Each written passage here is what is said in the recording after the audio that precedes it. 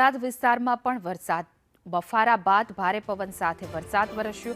ખેતરોમાં બાજરીના પાકને નુકસાનની ભીતિ સેવવામાં આવી રહી છે। બાજરીના પાક પર ફરી વળ્યું છે વરસાદી પાણી, જેના દ્રશ્યો પણ સામે આવ્યા છે। જોઈ શકાય છે કે ઊભા પાકને મોટા પ્રમાણે નુકસાન થયું છે। થરાદ વિસ્તારમાં દિવસભરના ભારે બફારા બાદ મોડી સાંજે ભારે પવન સાથે વરસાદ વરસ્યો હતો, જેમાં બાજરીના પાકને મોટા પાયે નુકસાન થવાની ભીતિ સેવવામાં આવી રહી છે।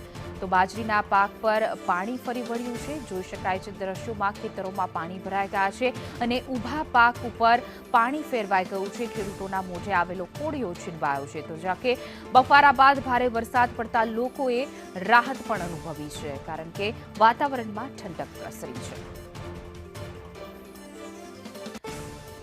તો 4 માસની મહેનત બાદ ખેડૂતને રોવાનો વારો આવ્યો છે, કારણ કે ઊભા પાકમાં મોટા પ્રમાણે નુકસાન થયું છે।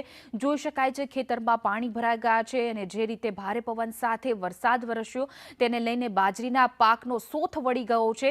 થરાદ વિસ્તારના આ દ્રશ્યો છે જ્યાં ખેતરમાં બાજરીના પાકને મોટા પ્રમાણે નુકસાન થયું છે, જે ખેડૂતોના મોઢે આવેલો કોળિયો છીનવાઈ ગયો છે।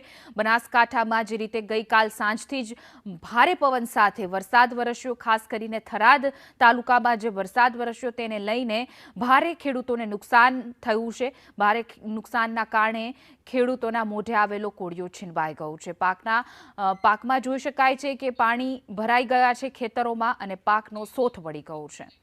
વધુ વિગતો સાથે અમારા સહયોગી દેવરામ મિશ્રી જોડાઈ ગયા છે। દેવરામ, જે રીતે ગઈકાલ સાંજે વરસાદ વરસ્યો તેને લઈને પાકને મોટા પાયે નુકસાન થયું છે બાજરીના પાકમાં।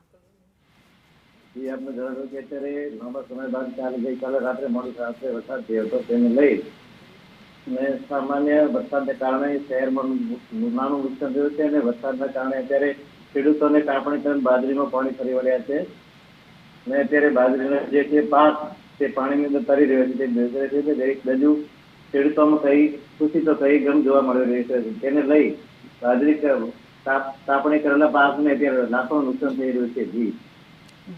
સમગ્ર માહિતી આપવા બદલ આપનો આભાર।